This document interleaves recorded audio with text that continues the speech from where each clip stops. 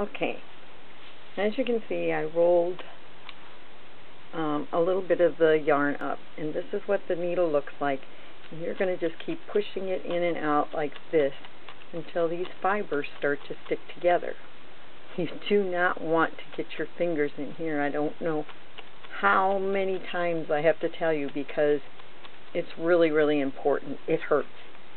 You can start to see that it starts to smash it down, and they just kind of start to grab each other, these little hooks that are in the fiber. And if you just keep on doing this, and this is not a quick project, okay? This is going to take you some hours to get it all felted the way that you're going to want it.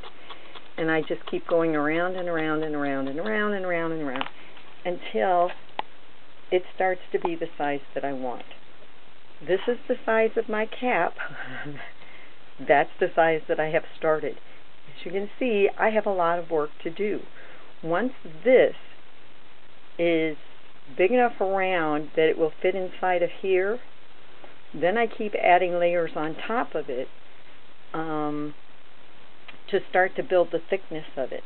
Once it is pretty thick, maybe like a half an inch thick, then I put it inside of here, and I use this needle again, and I do it this way. The reason I do that is I want it to fit tightly inside of here.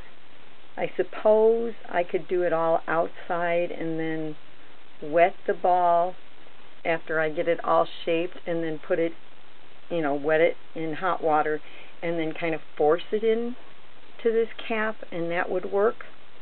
But that's not the way that I did the ones that I showed you a picture of before, and consequently I broke 3 needles in doing it this way. So you may choose, if you're going to buy the needles, to do it this way. Now, you can do a needle felting using hot water, hot soapy water, and agitation until it starts to felt up tight. When I tried it that way, it didn't tighten. The fibers didn't hold together as tightly as I wanted them. So after many hours, I will have this all filled and shaped to the shape that I want. Once I get it all filled into the shape that I want, then I will start to actually do a spiral on top of what you can see. We have a little bit of dome shape here, and I went ahead and I made a spiral just so it kind of looked pretty. And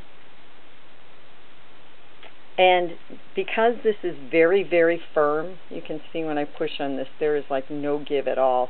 Because it's very, very firm, it holds the needles very tightly. And wool has a natural lanolin to it, and that's really good for the needles too.